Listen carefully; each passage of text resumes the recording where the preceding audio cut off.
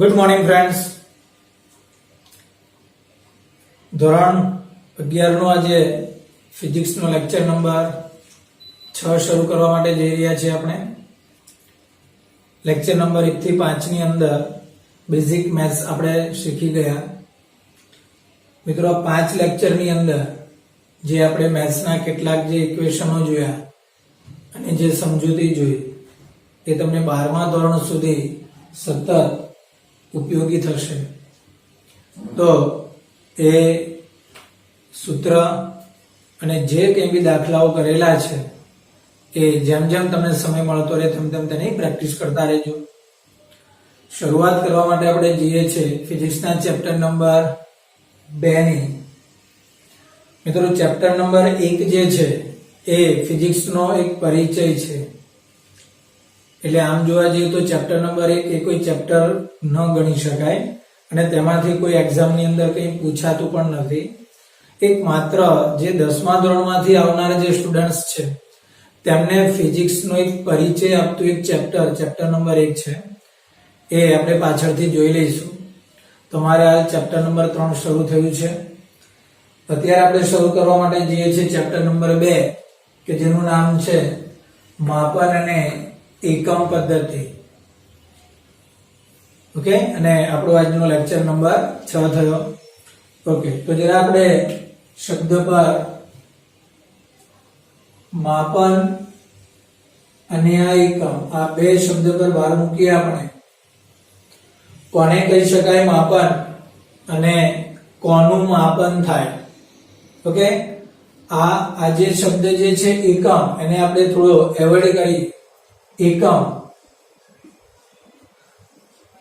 અચ્છા, એકમની જરૂરિયાત ક્યારે પડે? ઓકે, ક્યારે એકમની જરૂરિયાત પડે? તો કે જ્યારે તમે માપન કરતા હો. ઓકે, તો એક બીજો પ્રશ્ન થાય કે માપન કોનું કરવાનું થાય? ઓકે, તો જે માપન છે મિત્રો, હવે આ માપન એટલે શું? તો સીધો જ પ્રશ્ન થશે મિત્રો કે કોઈ પણ ભૌતિક રાશિ જે છે તેનું જ્યારે માપન થાય ત્યારે તે માપન કરવા માટે એકમની રિક્વાયરમેન્ટ પડે. જોઈએ જરા એક તમને સમજૂતી આપું.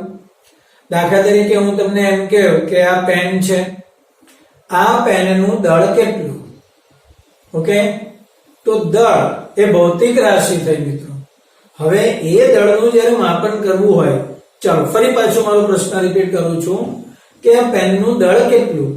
તો દળ હું કદાચ જવાબ આપું કે ચાલો આ પેનનું દળ એ 40 મિલીગ્રામ છે અથવા તો ગ્રામ છે. ઓકે, 40 ગ્રામ છે. ઓકે, તો પેનનું દળ 40 ગ્રામ. ઓકે, હું અહીંયા સેન્ટેન્સ લખું છું કે દળ 40 ગ્રામ છે. ઓકે, આમ તો ખરેખર તો આપણે ગુજરાતીમાં લખીએ ગ્રામ. 40 ગ્રામ છે. ઓકે, તો મિત્રો આ તમે શું કર્યું? તો કે દળ એ ભૌતિક રાશિ થઈ અને એ ભૌતિક રાશિનું તમે શું કર્યું? માપન કર્યું. કેટલું થયું તેનું માપન? 40. તો તેની પાછળ શું લાગ્યો? એકમ. બોલો, આવે છે વાત સમજમાં? એટલે કોઈ પણ ભૌતિક રાશિ છે તેનું જ્યારે તમે માપન કરતા હો, તેનું મૂલ્ય તમે મેળવવા માંગતા હો, ત્યારે તે મૂલ્યની પાછળ કમ્પલસરી તમારે એકમ લખવાનું થાય છે. તો આ ચેપ્ટરમાં આવી વિવિધ ભૌતિક રાશિઓના માપન કઈ રીતે થશે અને એ વિવિધ ભૌતિક રાશિઓના માપન માટેના એકમો કયા કયા આવશે એ આપણે સમજીશું. ચાલો, ચેપ્ટરની શરૂઆત તમને ક્લિયર થઈ છે? ઓકે, ચાલો. તો હવે સૌથી પહેલો પ્રશ્ન છે મિત્રો આપણો, એકમ એટલે શું? કોને કહેવાય એકમ? ઓકે, તો પહેલા જરા વ્યાખ્યા જરા જોઈ લઈએ અને પછી તેની તમને ડિટેલમાં સમજૂતી આપું. કોઈ પણ ભૌતિક રાશિના પ્રમાણિત કરેલા માપને એકમ કહે છે. ઓકે, શું આપીશું વ્યાખ્યા? કોઈ પણ ભૌતિક રાશિના પ્રમાણિત કરેલા માપને તે ભૌતિક રાશિનો એકમ કહે છે. દાખલા તરીકે હું તમને એમ કહું કે દળ, તો કે દળનો એકમ કિલોગ્રામ. અથવા તો ગ્રામ છે. ઓકે, અંતરની વાત કરીએ તો અંતરનો એકમ કયો છે? તો કે મિલીમીટર અથવા તો સેન્ટીમીટર છે. ઓકે, તો આ બધું શું છે? ઓકે, તો ફરી પાછી એક વાર વ્યાખ્યા. કોઈ પણ ભૌતિક રાશિના પ્રમાણિત કરેલા માપને એકમ કહે છે. આ જરા શબ્દને ફરી પાછું ભારપૂર્વક વાંચીએ. પ્રમાણિત કરવું, કોઈ પણ વસ્તુને પ્રમાણિત કરવાનો મતલબ શું? હા, તો દાખલા તરીકે એ સમયનો વિચાર કરો કે આવા કોઈ એકમ અસ્તિત્વમાં નહોતા. સમજો, હજારો વર્ષો પહેલાની વાત તમે વિચારો કે કિલોગ્રામ, સેન્ટીમીટર, મીટર, હા, તો આ બધા એકમો અસ્તિત્વમાં જ નહોતા. ઓકે, તો આપણે બે પદાર્થોના દળની તુલના કરતા હોઈએ કે આ પદાર્થ તો કે આના કરતા ભારે છે, આ પદાર્થ તો કે આના કરતા ભારે છે. આ માત્ર તેના દળની તુલના આપણે કરી, પણ એક્ઝેક્ટલી દળ એ ન કહી શકાય.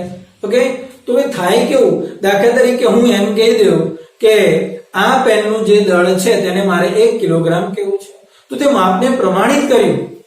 સમજમાં આવે છે મારી વાત? શું? હા, આપણે અત્યારે દળના એકમથી અજાણ છીએ. સમજો, કરોડો વર્ષ પહેલા છીએ આપણે, અને દળના એકમથી આપણે અજાણ છીએ.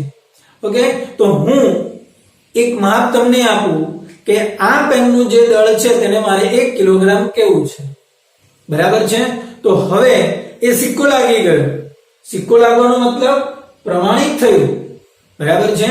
હવે વિશ્વના કોઈ પણ ખૂણા પર તમે જાઓ, વિશ્વના કોઈ પણ ખૂણા પર તમે જાઓ, ચાલો આ એક પદાર્થ સમજો, તો આનું દળ કેટલું? તો કે આના કરતા ડબલ છે, તો આનું દળ 2 કિલોગ્રામ કહીશું. સમજમાં આવી વાત? આવી 10 પેન હું લઈશ તો એ 10 પેનનું દળ આના કરતા કેટલા ગણું છે? 10 ગણું. તો એ દળ કેટલું થયું? 10 કિલોગ્રામ. આવી વાત સમજમાં? તો આ રીતે એકવાર માપને ફિક્સ કરી દીધું. તમે દુકાનમાં કોઈ વસ્તુની ખરીદી કરવા માટે જાઓ તો જે ત્રાજવા હોય છે, ત્યાં જે 1 કિલોગ્રામનો જે ભાર મૂકેલો છે એ પ્રમાણિત કરેલો છે કે આટલા માપને કિલોગ્રામ કહેવાનું. મિત્રો, 1 કિલોગ્રામ તમે અમેરિકા જાઓ, ન્યુઝીલેન્ડ જાઓ કે કેનેડા જાઓ, કોઈ પણ જગ્યા પર જાઓ, તો 1 કિલોગ્રામ ફિક્સ છે, એ બદલાવાનું નથી. તો એ ફિક્સ કરેલું માપ એટલે કે પ્રમાણિત કરેલું માપ, તેને આપણે શું કહીશું? એકમ કહીશું. શું કહીશું?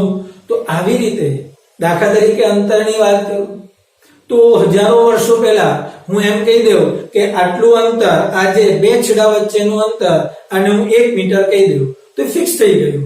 તો પછી બદલાશે નહીં. ગમે ત્યાં કોઈ પણ સ્થળ પર ગમે તે સમય બદલાય, સ્થળ બદલાય, પણ તે માપ બદલાય નહીં.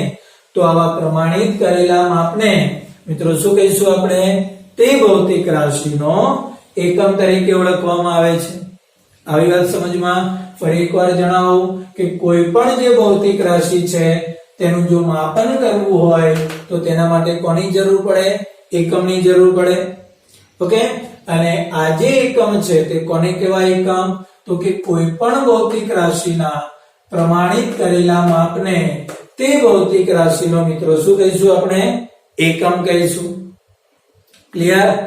ઓકે, ચાલો આગળ વધીએ. તો હવે આ જે એકમ છે તે એકમના બે પ્રકારો છે મિત્રો. એકમના બે પ્રકાર, એક મૂળભૂત એકમ અને બીજું સાધિત એકમ. ખરેખર તો ભૌતિક રાશિ જ બે પ્રકારની છે.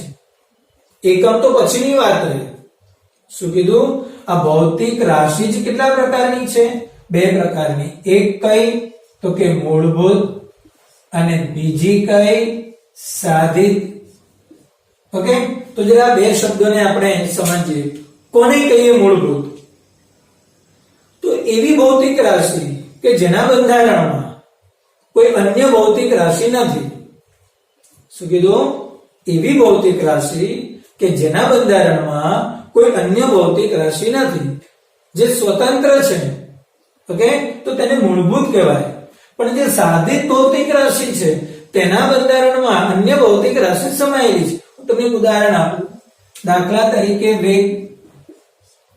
વેગ બરાબર અંતરના છેદમાં સમય. શું કીધું? વેગ બરાબર અંતરના છેદમાં સમય. તો મિત્રો અંતર અને સમયનો સમન્વય થઈને વેગ બન્યો. તો વેગને કેવી ભૌતિક રાશિ કહેવાય? સાધિત ભૌતિક રાશિ. પણ મિત્રો અંતર એક જો આ પણ ભૌતિક રાશિ, આ પણ ભૌતિક રાશિ અને આ પણ ભૌતિક રાશિ. પણ આના બનાવવા માટે, વેગને બનાવવા માટે અંતરને સમયનો સહારો લીધો છે. ઓકે, એકમ સમયમાં કાપેલું અંતર એટલે વેગ થયું. ઓકે, એટલે અંતર વગર વેગ શક્ય નથી, સમય વગર વેગ શક્ય નથી. સમય અને અંતર બંને જોઈએ તો જ વેગ બનશે. આવે છે વાત સમજમાં? ઓકે, તો વેગ મિત્રો સાધિત ભૌતિક રાશિ થશે. ઓકે, અચ્છા, અંતર સ્વતંત્ર છે, સમય પણ સ્વતંત્ર છે. તો મિત્રો આ અંતર અને સમય એ મૂળભૂત ભૌતિક રાશિ થશે. સમજમાં આવે છે વાત? તો જે ભૌતિક રાશિઓ પોતે સ્વતંત્ર છે, હા, તો આવી ભૌતિક રાશિને આપણે મૂળભૂત ભૌતિક રાશિ કહીશું. અને મૂળભૂત ભૌતિક રાશિઓનો સમન્વય થઈ જે ભૌતિક રાશિ બને છે તેને આપણે સાધિત ભૌતિક રાશિ કહીશું. ઓકે, અચ્છા, સાધિતના એકમને સાધિત એકમ કહેવાય. આ સાધિત એકમ થયો. અને મૂળભૂત ભૌતિક રાશિના એકમને મૂળભૂત એકમ કહેવાય. તમારી પાસે અહીંયા 7 ભૌતિક રાશિઓ છે, તમે જોઈ શકો છો. જો અમારી પાસે 7 એવી ભૌતિક રાશિ છે કે જેને કોઈની જરૂર નથી, પોતે સ્વતંત્ર છે. આ સાથે 7 મૂળભૂત ભૌતિક રાશિઓ છે. કઈ? લંબાઈ. આ સાથે 7 દિમાગમાં યાદ રહેવી પડે. આ 7 એવી ભૌતિક રાશિ છે કે જેનો સમન્વય થઈ અન્ય ભૌતિક રાશિ બનવાની છે. આ 7 એવી ભૌતિક રાશિઓ છે કે જેનો સમન્વય થઈને અન્ય ભૌતિક રાશિઓ બનશે. ક્લિયર? ચલો, કઈ કઈ? તો કે લંબાઈ, દળ, સમય, વિદ્યુત પ્રવાહ, તાપમાન, દ્રવ્યનો જથ્થો અને જ્યોતિ તીવ્રતા. ફરી એકવાર, આ 7 ભૌતિક રાશિઓ કઈ કઈ? દળ, લંબાઈ, સમય, વિદ્યુત પ્રવાહ, તાપમાન, દ્રવ્યનો જથ્થો અને મોલ. આ બધી મૂળભૂત ભૌતિક રાશિઓ છે. શું છે મિત્રો? મૂળભૂત ભૌતિક રાશિઓ છે. અચ્છા, અને આ તમે સામે જોઈ શકો છો લાલ પેનથી લખેલા, તેમના એકમો છે. તો મિત્રો આ જે બધા છે એ મૂળભૂત એકમો છે. આ જે મીટર, કિલોગ્રામ, જો લંબાઈનો એકમ મીટર, દળનો એકમ કિલોગ્રામ, સમયનો એકમ સેકન્ડ, વિદ્યુત પ્રવાહનો એકમ એમ્પિયર, તાપમાન. મિત્રો આ જે તાપમાન છે ને, તાપમાનની અંદર ખાસ કરીને થર્મોડાયનેમિક તાપમાન, એને કેલ્વિન તરીકે ઓળખાય. તમારી બુકમાં કદાચ આનો ઉલ્લેખ હશે. અને શું કહી શકાય મિત્રો? થર્મોડાયનેમિક તાપમાન. અને એ થર્મોડાયનેમિક તાપમાનનો એકમ કિલોગ્રામ છે, સોરી કેલ્વિન છે. ઓકે, બોડી ટેમ્પરેચર ફેરનહીટમાં માપી શકાય. આ ઉપરાંત કોઈ પણ વસ્તુનું વાતાવરણનું જે તાપમાન છે તે સેલ્સિયસમાં આપણે માપીએ છીએ. ઓકે, અને જે થર્મોડાયનેમિક એટલે કે ઉષ્મા ઉર્જાને લગતું જે કોઈ બી છે પદાર્થ, તેનું તાપમાન, દાખલા તરીકે એક પાત્રની અંદર પાણી છે તો પાણી ગરમ છે તો એ પાણીનું તાપમાન, થર્મોડાયનેમિક તાપમાન કેલ્વિન માપક્રમમાં માપી શકાય મિત્રો. ઓકે, આ જ રીતે દ્રવ્યનો જથ્થો. ઓકે, વધારે સારી રીતે તમે કેમિસ્ટ્રીમાં ભણશો. દ્રવ્ય છે, દાખલા તરીકે પેન છે તો પેનની અંદર જે અણુઓ રહેલા છે એ ભેગા મળીને જે દ્રવ્ય બનાવે છે, એ દ્રવ્યનો જે જથ્થો છે તે મોલમાં માપવામાં આવે છે. ઓકે, અને જ્યોતિ એટલે કે પ્રકાશ, અને તેની તીવ્રતાનો એકમ આવશે કેન્ડેલા. શું કહીશું આને? કેન્ડેલા. સ્મોલ ફોર્મમાં તેને સીડી તરીકે આપણે ઓળખીશું. ફરી પાછું આપણી પાસે મૂળભૂત ભૌતિક રાશિઓ કેટલી? 7. કઈ કઈ થશે? લંબાઈ, દળ, સમય, વિદ્યુત પ્રવાહ, તાપમાન, દ્રવ્યનો જથ્થો અને જ્યોતિ તીવ્રતા. મિત્રો આ 7 ભૌતિક રાશિઓના એકમો મીટર, કિલોગ્રામ, સમય એમ્પિયર, સોરી લંબાઈ એટલે મીટર, દળ એટલે કિલોગ્રામ, સમય એટલે સેકન્ડ, વિદ્યુત પ્રવાહ એટલે એમ્પિયર, થર્મોડાયનેમિક તાપમાન એટલે કેલ્વિન, દ્રવ્યનો જથ્થો એટલે મોલ અને જ્યોતિ તીવ્રતા એટલે કેન્ડેલા. ક્લિયર? આ 7 મૂળભૂત ભૌતિક રાશિ અને આ 7 તેના મૂળભૂત એકમ.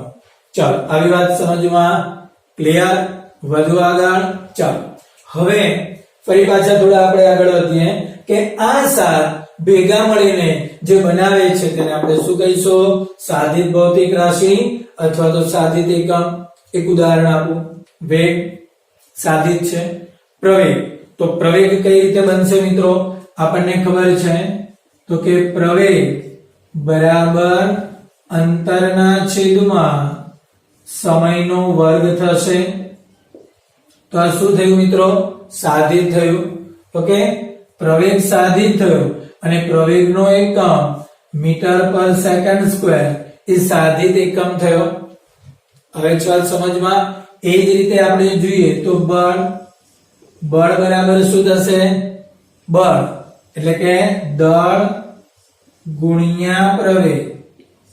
સૂત્ર છે ને F બરાબર ma. તમે 10મા ધોરણમાં ભણી ગયા.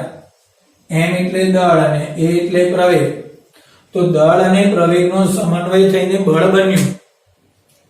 તો પ્રવેગ ખુદ સાધિત છે. તો પ્રવેગ દ્વારા જે બન્યું તો ડેફિનેટલી સાધિત હશે. એટલે બળ પણ કેવી થઈ? સાધિત. તો બળનો જે એકમ છે ન્યૂટન એ પણ કયો એકમ થયો? સાધિત. આવી વાત સમજમાં? મતલબ કે મૂળભૂતનો મોટા ભાગની ભૌતિક રાશિઓ સાધિત છે સિવાય કે અસાધ. હે ને? ઓકે, તમે કોઈ પણ ભૌતિક રાશિ લઈ લો એના પાયામાં 7 હશે. મૂળભૂત એટલે પાયામાં રહેલી ભૌતિક રાશિ.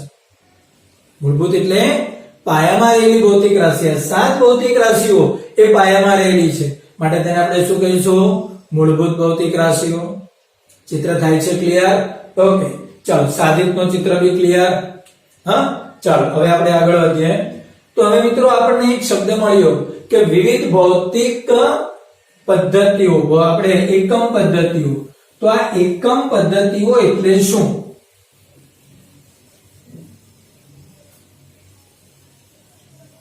ઓકે મિત્રો, તો વિવિધ એકમ પદ્ધતિઓ સમજીએ. પહેલા જરા મારી પાસે 4 એકમ પદ્ધતિઓ છે એ તમને ક્લિયર કરી આપું, પછી આપણે આગળ વધીએ.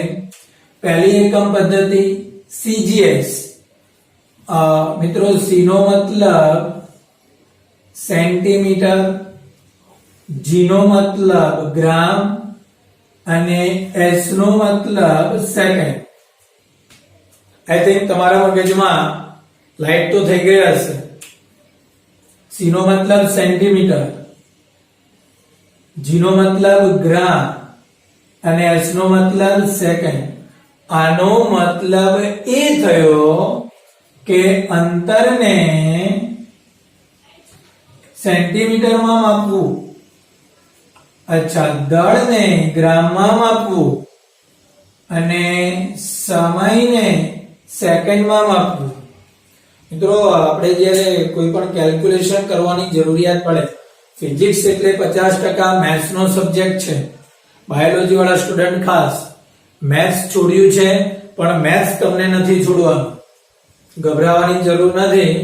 પણ આપણે જે દાખલાઓ ગણીશું, કોઈ દાખલા તરીકે મેં તમને એક સિમ્પલ દાખલો આપ્યો કે વેગ શોધો, બરાબર છે? તો હવે હું તમને એમ કહું કે એક વ્યક્તિ 50 મીટર અંતર કાપે છે અને એ અંતર કાપવા માટે 10 મિનિટ લાગે છે. અહીંયા રકમ લખું છું. એક વ્યક્તિ 50 મીટર અંતર એ 10 મિનિટમાં કાપે છે. તો તેનો વેગ કેટલો? તો તમે શું કરશો? v બરાબર d by t. Okay, d તમે કેટલો લેશો? 50 મીટર. અચ્છા, t તમે કેટલો લેશો? 10 મિનિટ. તો મિત્રો તમારો જવાબ કેટલો થયો? 5 મીટર પર મિનિટ. ઓકે, એક સ્ટુડન્ટ આ રીતે ગણે છે. ચાલો એક બીજા સ્ટુડન્ટની આપણે વાત કરીએ તો એ બીજો સ્ટુડન્ટ શું કરે છે તો કે આ 50 મીટરને 50 મીટરમાં જ રાખે છે. ઓકે, આ મિનિટને સેકન્ડમાં ફેરવે છે તો આ 10 તો ખરા જ ગુણ્યા 60 તો આ સેકન્ડ થઈ જશે. ઓકે ફ્રેન્ડ્સ, તો 0 0 ગયા તો મિત્રો આ 5/60 થયા તો એ જવાબ કેટલો થયો 1/12. આ છેદ ઉડશે 12 5 60 એટલે 1/12. તો તમારો જવાબ કયા એકમમાં આવ્યો મિત્રો? મીટર પર સેકન્ડ. જો તો આ જવાબ ખોટો કે આ જવાબ ખોટો? બંને સાચા, કોઈ ખોટું નથી. આવે છે વાત સમજમાં? કોઈ પણ જવાબ ખોટો નથી. હા, ચલો હજુ કોઈ એક ત્રીજા સ્ટુડન્ટની આપણે વાત કરીએ. ધારો કે એ ત્રીજો સ્ટુડન્ટ શું કરે છે તો એ ત્રીજો સ્ટુડન્ટ આ મિનિટને કલાકમાં ફેરવે છે. શું કરે છે? મિનિટને કલાકમાં ફેરવે છે. ઓકે, તો આ 50 મીટર અને આ 10. જો મિનિટને કલાકમાં ફેરવવું હોય તો મારે તેને 60 વડે ભાગવું પડે તો એ અવર બની જાય. તો આ 60 ઉપર જશે તો શું થશે? તમારો જવાબ 50 ગુણ્યા 60 છેદમાં 10. તો કેટલા થશે? 10 10 ગયા 6 5 30 એટલે કેટલા થયા? 300. તો મિત્રો તમારો જવાબ શું આવ્યો? મીટર પર અવર. ચલો આપણી પાસે 3 આન્સર થયા. એક 5 મીટર પર મિનિટ, બીજો 300 મીટર પર અવર, ચોથો 1/12 મીટર પર સેકન્ડ. હજુ એક આપણે આગળ વધીએ. ધારો કે કોઈ એક સ્ટુડન્ટ આવું કામ કરે છે કે મીટરને સેન્ટીમીટરમાં ફેરવે છે તો કેટલા થશે? 50 ગુણ્યા 100 એટલે સેન્ટીમીટર બની ગયા. અને આને સેકન્ડમાં ફેરવે છે તો આ 10 ગુણ્યા 60 તો આ સેકન્ડ બની ગયો. તો હવે ચેક કરો, આ 0 0 ગયા, આ 2 0 ગયા. ઓકે, 50/6 એટલે આપણે અત્યારે ભાગાકાર નથી કરતા પણ 50/6 એમને રાખીએ તો તમારો જવાબ સેન્ટીમીટર પર સેકન્ડ થયો. તો મિત્રો જ્યાં સુધી કોઈ વ્યક્તિને પરફેક્શન સાથે ન કહેવામાં આવે તો બધા આ જ રીતે કરશે. 60 ના ક્લાસમાં હું આ દાખલો આપીશ તો કોઈ આ એકમમાં મને જવાબ આપશે, કોઈ આ એકમમાં જવાબ આપશે, કોઈ આ એકમમાં જવાબ આપશે. તો શું બધાના એકમોના જવાબ હું લિસ્ટ બનાવીશ? ના, મારે નહીં કહેવું પડે. શું? તો કે અંતરને ભાઈ તારે સેન્ટીમીટરમાં જ રાખવું, દળને ગ્રામમાં જ રાખવું અને સમયને સેકન્ડમાં જ રાખવું. એટલે એ વિદ્યાર્થીને ખબર છે કે મારે અંતરને શેમાં રાખવું પડશે? સેન્ટીમીટરમાં, સમયને સેકન્ડમાં. એટલે જવાબ આ જ વેલિડ થશે. 50/6 બાકીના ખોટા. મારો પ્રશ્ન શું હશે? 50 મીટર અંતર 10 મિનિટમાં કાપે છે તો તેનો વેગ આપણે CGS માં મેળવો. તો પછી કોઈ વિદ્યાર્થી આ એકમમાં જવાબ મને નહીં આપી શકે, તેને ફરજિયાત આ જ એકમમાં જવાબ મને આપવો પડશે. તો મિત્રો આ છે એકમ પદ્ધતિ કે અંતરને સેન્ટીમીટરમાં લઈ લો, દળને ગ્રામમાં લઈ લો અને સમયને સેકન્ડમાં લઈ લો. તો આપણી એકમ પદ્ધતિને આપણે શું કહીશું મિત્રો? CGS એકમ પદ્ધતિ. અચ્છા, હવે આગળ વધીએ. હવે આની અંદર તમને ચિત્ર ક્લિયર થયું. તો m નો મતલબ મીટર, k નો મતલબ કિલોગ્રામ અને s નો મતલબ સેકન્ડ. અંતરને મીટરમાં માપીએ, દળને કિલોગ્રામમાં અને સમયને સેકન્ડમાં જો માપવામાં આવે તો બનતી એકમ પદ્ધતિને આપણે MKS એકમ પદ્ધતિ તરીકે ઓળખીશું. મિત્રો આપણી પાસે જે મૂળભૂત જે ભૌતિક રાશિઓ છે કેટલી છે? 7. ફરી પાછી રિપીટ કરું. લંબાઈ, દળ, સમય, વિદ્યુત પ્રવાહ, તાપમાન, દ્રવ્યનો જથ્થો અને જ્યોતિ તીવ્રતા. આ 7 પૈકી આ જે 3 છે એ ખૂબ જ પાયાની ભૌતિક રાશિઓ છે. આમ તો પાયાની કેટલી? મૂળભૂત એટલે પાયાની. તો પાયાની ભૌતિક રાશિ કેટલી 7 એ 7માં પણ મૂળભૂત કોણ આ 3 સામાન્ય રીતે તમે કોઈ પણ ભૌતિક રાશિ લઈ લેશો મિત્રો કોઈ પણ ભૌતિક રાશિ બરાબર છે તો એ જે ભૌતિક રાશિઓ છે ને એના પાયામાં આ 3 તો લગભગ આ 3 અથવા તો 3 પૈકી કોઈ એક અથવા બે હશે ને હશે બની શકે કે આ ન પણ હોય પણ બંધારણમાં આ 3 તો હશે જ ઓકે તો આ 3 ભૌતિક રાશિઓ ભેગી મળીને આપણને શું આપે છે એકમ પદ્ધતિ તો m નો મતલબ મીટર અંતરને મીટરમાં લેવામાં આવે દળને કિલોગ્રામમાં લેવામાં આવે સમયને સેકન્ડમાં લેવામાં આવે તો આ બનતી એકમ પદ્ધતિને આપણે મીટર કિલોગ્રામ સેકન્ડ તરીકે ઓળખીશું ત્યાર પછી f એટલે અંતરને ફૂટમાં લેવામાં આવે શું કહીશું આપણે અંતર એટલે ફૂટ f એટલે આપણે દળ 1 પાઉન્ડમાં આવશે મિત્રો અને s એટલે સમય સેકન્ડમાં ફૂટ પાઉન્ડ સેકન્ડ પદ્ધતિ ઓકે આ 3 એકમ પદ્ધતિઓ ક્લિયર થઈ ફરી પાછું cgs centimetre gram second mks metre kilogram second fps foot pound second અચ્છા આટલું થયા પછી ચાલો અહીંયા સુધી તો આપણે વ્યક્તિઓને બાંધી દીધા બરાબર છે હવે આંતરરાષ્ટ્રીય લેવલ પર ઈસવીસન 1971 માં સાયન્ટિસ્ટો દ્વારા એક નવી એકમ પદ્ધતિ આપવામાં આવી કે જ્યારે તમારે આંતરરાષ્ટ્રીય ક્ષેત્ર પર તમારા રિસર્ચ ચાલતા હોય ત્યારે કમ્પલસરી તમારી એકમ સિસ્ટમ ઓફ ઇન્ટરનેશનલ આંતરરાષ્ટ્રીય એકમ પદ્ધતિનો ઉપયોગ કરવાનો એસ નો મતલબ સિસ્ટમ આઈ નો મતલબ ઇન્ટરનેશનલ આંતરરાષ્ટ્રીય એકમ પદ્ધતિ આ પદ્ધતિ અનુસાર દરેક ભૌતિક રાશિના એક એકમ આપી દીધેલા છે અને ફરજિયાત એ જ એકમમાં તમારે આંકડો મૂકવાનો થાય એટલે લગભગ આપણું ફિઝિક્સ દરેક દાખલાઓ SI એકમ પદ્ધતિમાં ગણવામાં આવે છે અને SI એકમ પદ્ધતિ એ 90% MKS પદ્ધતિને ફોલો કરે છે ઓકે એટલે આજે તમે એકમો જુઓ છો ને આ બધા SI એકમો છે metre kilogram second ampere kelvin mole અને કેન્ડેલા બધા SI એકમો છે ફરી પાછું એકમ પદ્ધતિ આપણે લઈ 4 અને એ પૈકી જે MKS છે એ લગભગ મોટા ભાગે SI એકમ પદ્ધતિને મળતી આવે છે ચાલો થઈ વાત સમજમાં ક્લિયર થઈ વાત ઓકે ચાલો હવે થોડીક તમારી નોટને સંબંધી વાત કરી લઈએ મિત્રો તમને નોટ બનાવવાની કહેલી છે 4 એક ડીટી ની નોટ તો એ ડીટી ની અંદર બે ભાગ તમે કરો છો આગળના ભાગમાં સોમ મંગળ બુધના લેક્ચર પાછળના ભાગ ગુરુ શુક્ર શનિના લેક્ચર ઓકે તમે તમારી રીતે આ રીતે અંદર જે કઈ અહીંથી તમને ડીટી આપવામાં આવે છે તમે લખો છો ચાલો એ નોટ ક્લિયર થઈ અચ્છા બીજી જે તમારી નોટ છે એ અમારા બંને શિક્ષકોની JEE ની અથવા નીટ માટેની નોટ છે ઓકે હવે એ જે નોટ છે એ એક JEE ની નોટ આપણી છે ઓકે